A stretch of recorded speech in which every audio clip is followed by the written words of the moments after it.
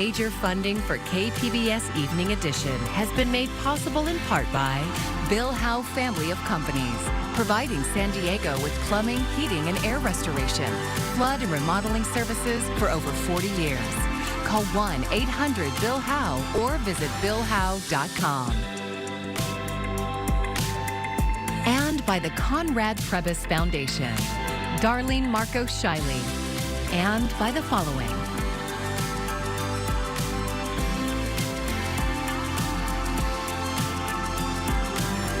And by viewers like you. Thank you.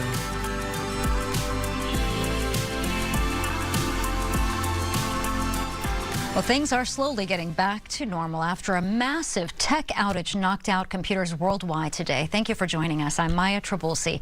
A botched cybersecurity firm software update led to flight delays and cancellations, as well as disruptions to hospitals and police agencies. KPBS reporter Alexander Nguyen has more on the impact here in San Diego County. At San Diego International Airport this morning, there were long lines, airline employees trying to rebook flights and directing people where to go, as the display boards showed canceled and delayed flights. My first flight got delayed, which forced my second flight to miss the connections. Sean Gleason was in town for the ESRI convention, and now he and 20,000 of his fellow convention attendees are trying to get home, like Kelvin Ryford. My flight was supposed to leave about 12:52. I got the alerts this morning that there was some global IT computer glitch. The glitch was a bug in the software update that affected Windows computers worldwide.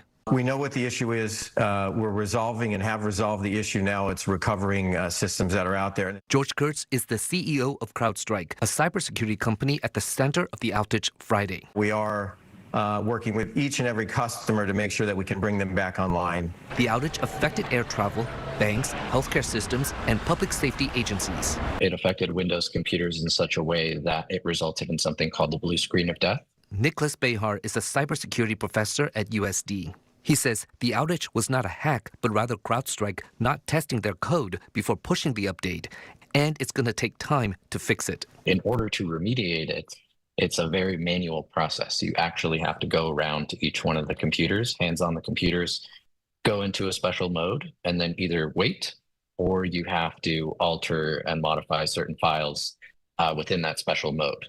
In San Diego County, the outage led the sheriff's department to limit jail bookings for a few hours.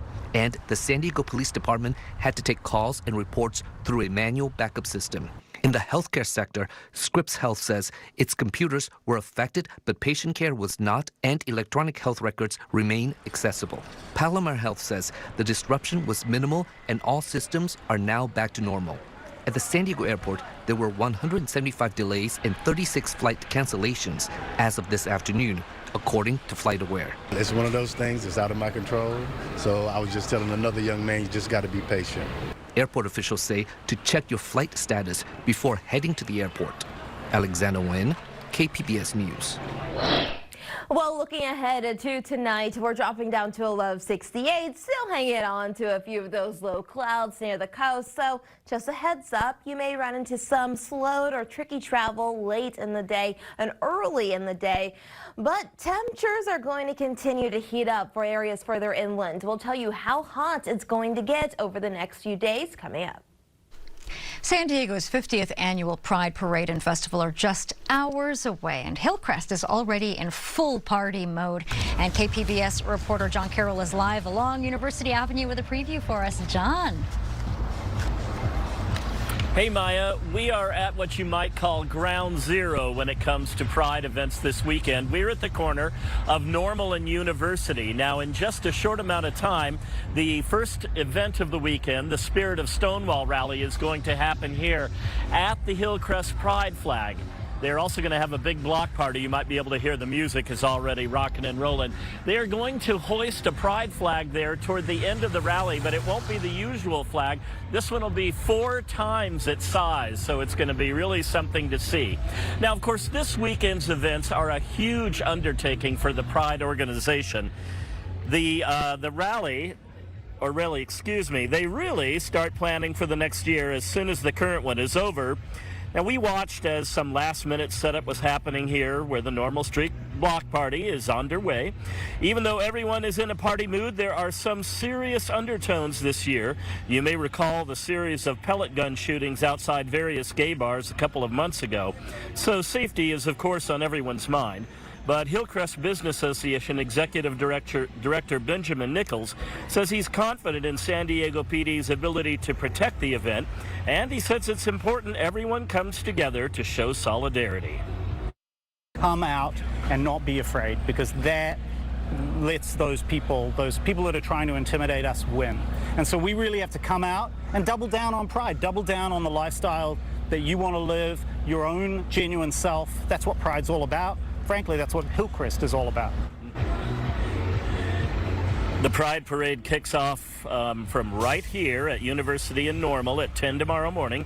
If you're watching, or if you're just going, or marching, excuse me, or if you're just going to watch, get here extra early because, of course, parking will be very, very difficult. Better yet, take ride, share, or a cab. Reporting live in Hillcrest, John Carroll, KPBS News. Maya? And John, I love your shirt. I think that's last year's KPBS Pride shirt, and I think KPBS is going to be marching in the parade again this year. Tell us about that. We are indeed, and we'll be premiering a new Pride shirt this year. And after that, a lot of us will be over in the festival at the KPBS booth. So if you're out and about, come on by and say hi. Great. Thanks, John.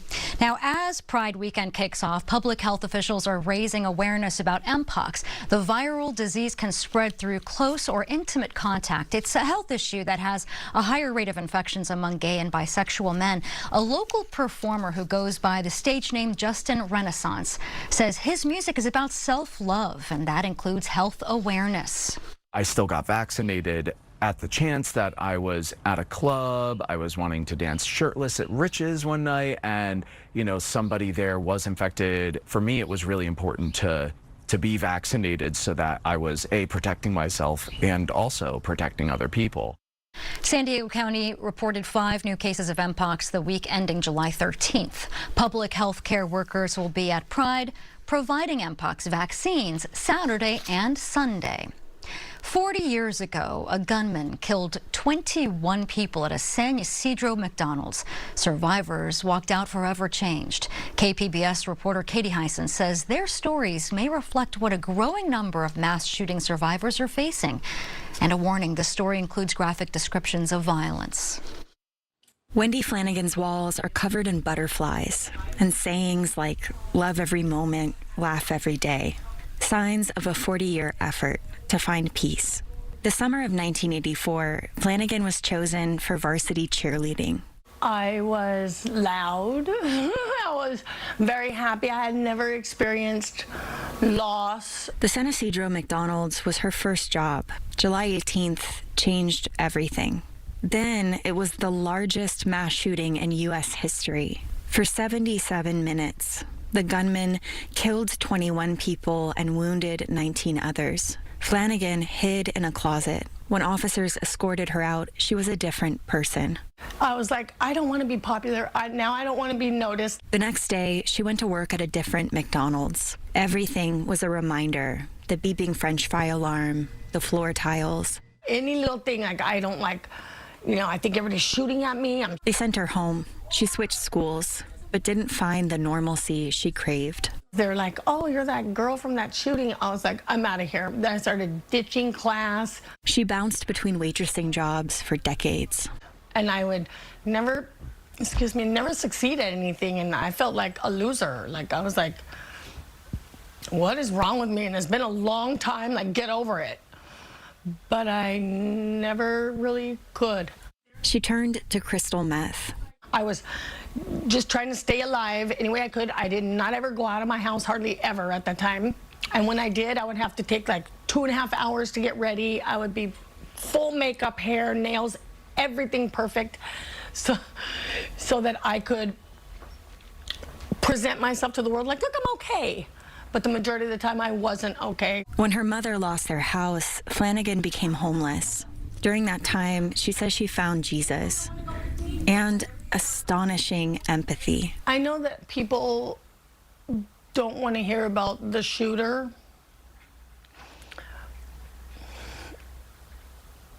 but I think he was a victim as well. I do. Any person with that much hatred. In her 40s, she learned the word for what derailed her life, PTSD, and that it qualified her for disability benefits. Caseworkers helped her get rent assistance. She says it isn't true that time heals all wounds. She's had to figure out how to live with them. When I was a little girl, they asked me when I want to be a normal girl. I just kept saying that. I want to be a normal girl, I want to be a mommy, and I want to be a teacher. That's it. And I ended up not being a normal girl, not being a mommy, and not being a teacher. Like, how is that? And it was not my doing. You know, the things that happened to me kept me from those, fulfilling those dreams, you know. But I'm not bitter. I mean, I say like God has replaced what I lost by other means, you know, like I said.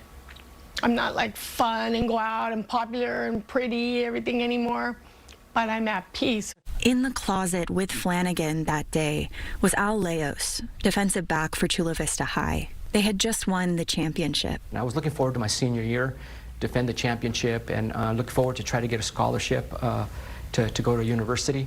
I was wiped out completely that day. Bullets just missed his heart and spine. I watched a lot of babies, moms, fathers, young kids just have their lives just snuffed right out from underneath them, and there was nothing I could do to help them. He crawled to the closet where he made a deal with God. If you don't take me away, I'm going to do something good with my life. Leos's wounds left him bedbound. My dad stayed home from work for, 5-6 months to take care of me. The San Ysidro community rallied. And they put food on our table. They paid our monthly bills. When Leos healed, he became a cop in San Ysidro, his way of giving back. He says he had nightmares for years. Then one night, he came across a burning vehicle and heard a man inside. Protocol is to wait for firefighters. But Leos refused to be powerless again. He reached into the flames. But it was like in the movies. I pulled him out. I dragged him away from the vehicle. And as I'm dragging him away, the car blew up. He saved the man. The nightmare stopped. Still, the shooting feels like yesterday. A lot has changed since 1984. He's a San Diego police captain now. Officers have SWAT equipment. They're trained not to wait to take down an active shooter. The Violence Prevention Project says there have been 164 mass public shootings in the U.S. since, leaving countless more survivors who, like Flanagan and Leos, have to figure out how to live with the wounds. Katie Hyson, KPBS News. I'm Amna Navaz. Tonight on the NewsHour, a worldwide tech outage disrupts flights, healthcare, and businesses. That's coming up at 7 after Evening Edition on KPBS. Comic-Con starts in less than a week and will remain in San Diego for at least for the time being. SDSU's Mira Kopik updates us on the status of the convention center as Comic-Con's home in the Friday Business Report. Comic-Con and the San Diego Tourism Authority came with a one-year extension of their agreement so that Comic-Con will remain in San Diego through 2026. The San Diego Tourism Authority actually was looking for a 2-year extension, which would have been through 2027. The issue is, from Comic-Con's perspective, is that San Diego hasn't done a good enough job to provide reasonably priced hotel rooms. Another thing that the city is dealing with is on August 24th, that old Measure C that passed that had the hotel tax that was going to increase and be able to pay for the expansion of the convention center. That is going to be ruled on, or there's going to be a hearing on August 24th, and the judge is going to rule within 60 to 90 days. And, pending appeals, this will have an impact for the 2025 Comic-Con convention. And tomorrow is opening day of the Del Mar racetrack. It's the first time the event lands on a Saturday since 1953. Only a limited number of tickets are left for this weekend since attendance is capped at 23,000 visitors each day. The 85th summer racetrack season runs through September 8th. Then the Breeders' Club returns to Del Mar in November. Filipino-American filmmaker H.P. Mendoza screened The Secret Art of Human Flight at the San Diego Asian Film Festival last year. Today, the film opens for a run at Digital Gym Cinema, with Mendoza hosting the Saturday show. KPBS cinema junkie Beth Accomando has this review.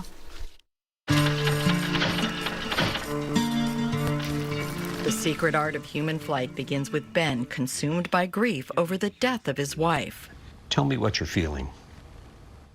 I feel bad. That's good. It's good that you feel bad. If people laugh within those first 3 to 5 minutes, then we're doing something right. They do, because the film and director H.P. Mendoza are doing something right and fresh in a story about death. I never want to be the death guy. I don't want to walk into a room and say, hey, everybody, let's commiserate about how horrible the world is. I will always attack everything with humor. I'm not making fun of anything. I think I'm honoring real feelings. Ben's neighbor offers one way to cope with those real and painful feelings. You need to find a thing, something, anything. It can be mundane or it can be insane, but you just need to find a thing and see it through. Ben leans into the insane after finding a video. Are you ready to leave this world behind? Are you tired of life as you know it? And meeting Mealworm, who promises to teach him to fly. There's no plane involved. The film dazzles with originality as it refuses to fit neatly into any one genre. After a while, when people would say, like, you know, is this a horror film? Is this a comedy? What is this? The answer was just yes.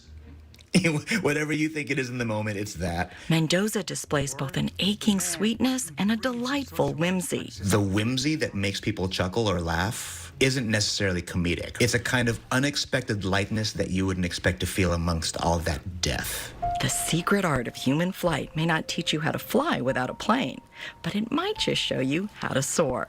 Beth Accomando, KPBS News.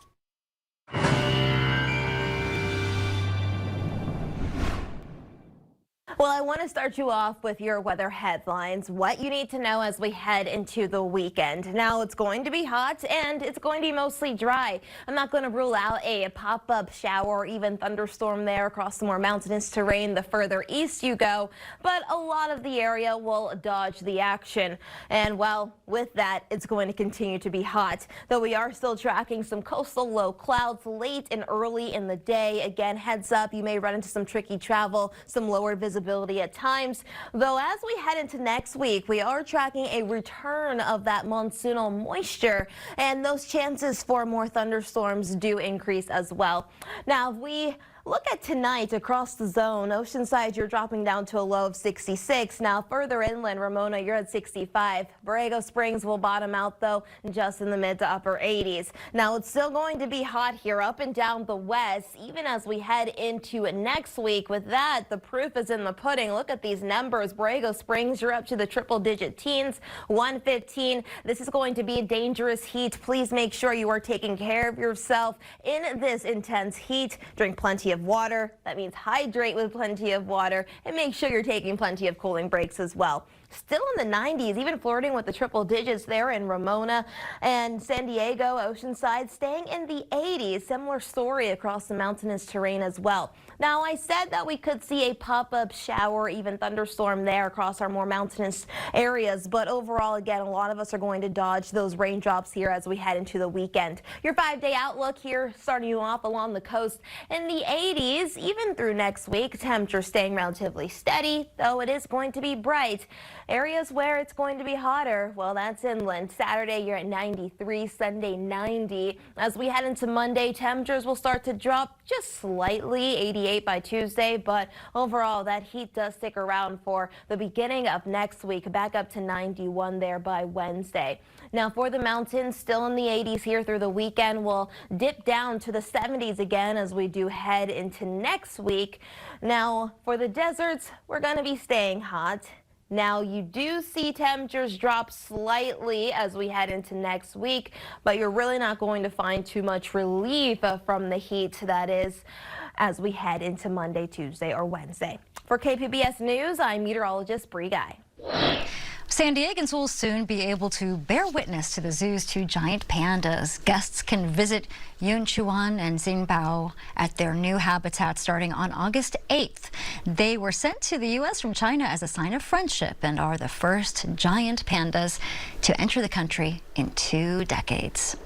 San Diego is home to one of the oldest gay bars in the country, and it turns 100 years old this year. KPBS reporter John Carroll takes us to the Hole. It's almost time for the big celebration to begin. The Pride Parade and Festival symbolizes the progress made by San Diego's LGBTQ community. But as flags are waved, as the good times roll, it's worth remembering that an important part of local LGBTQ history is not found in Hillcrest. It's here in Point Loma, across the street from what is now Liberty Station.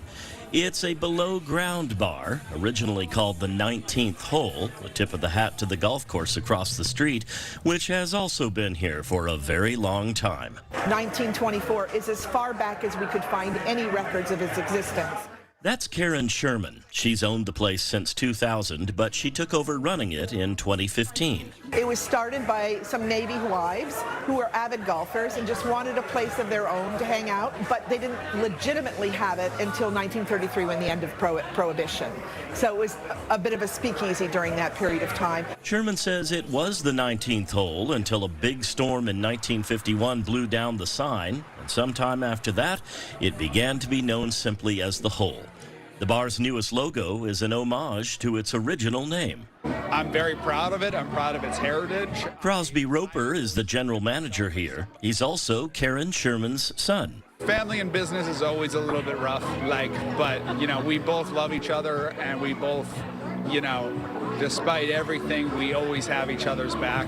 And mother and son share a mission when it comes to the Hole, a common purpose. This bar is such a part of the community, and it's so important to the community that that's, to me, what its attraction was. Seeing the community come together, seeing people that may not have a lot in common find common ground and be able to reach each other on a human level. Long before the internet, gay bars were the primary places, safe spaces where the LGBTQ community came together. That was kind of where what we know today as a gay community kind of evolved. Because Art Smith is a historian of sorts. He founded and runs the Gay Barchives, an online compendium of gay bars past and present. He says the Hole is like a lot of gay bars across the country that were established near military installations. You may know that Liberty Station used to be the Naval Training Center, and of course the Marine Corps Recruit Depot is still around, just down the street. These people, for the first time, were displaced from their families.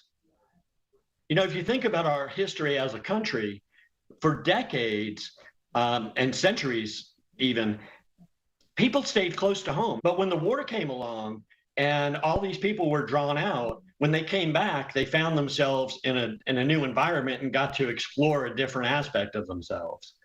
So I guess we can kind of give the war some credit for the evolution of the gay community. Smith says the Hole is at least the 3rd oldest gay bar in the country. He says it very well may be the oldest. The problem, he says, is that it's hard to pin down dates of when gay bars actually opened. So we have to rely on documents like police raids, exposés in the media, a variety of different things, military notices, because the military was infamous for banning people from going to bars that they suspected were, inappropriate places for military, which usually meant they were, gay or lesbian. One thing Smith says is certain, the Hole is the oldest gay bar that's always operated in the same place. Back at the bar, and its impressive history aside, there are the day-to-day challenges and annoyances of doing business here. And I apologize for the plane noise. It's the Point Loma pause, as we all call it. Like many homes and businesses in the Point Loma area, the Hole sits right under San Diego International's takeoff flight path. But what you might think is a negative, Karen Sherman says, is actually a positive. The airplanes in some ways have saved us from noise complaints because everyone around here, every residential unit around here and commercial unit around here took advantage of the FAA noise mitigation measures. Exactly, the Quieter Homes program. Let's get down to business, to the things. We shot this story on a Thursday. Early in the evening, the rugby and softball teams, the bar sponsors were here. But as the sun set, And though you don't believe that they do come true. things picked up. There was karaoke. It's a really caring, open environment that people can come and feel safe and have a good time. Do you know it's 100 years old? No! Is it 100 years old tonight? Oh my God! Well, this year. Wow, how cool! From pre-Prohibition to the supposedly dry years of Prohibition, to World War II, right through the rest of the 20th century and a quarter of the way through the 21st, San Diego's oldest gay bar survives as not only a repository of local LGBTQ history, but also a place to feel safe, to be in community, and to have a good time. John Carroll, KPBS News. And you can find tonight's stories on our website, kpbs.org. Thanks for joining us. I'm Maya Trabulsi. Good night. Major funding for KPBS Evening Edition has been made possible in part by Bill Howe Family of Companies, providing San Diego with plumbing, heating, and air restoration, flood and remodeling services for over 40 years. Call 1-800-BILL-HOWE or visit billhowe.com. And by the Conrad Prebys Foundation, Darlene Marcos Shiley, and by the following.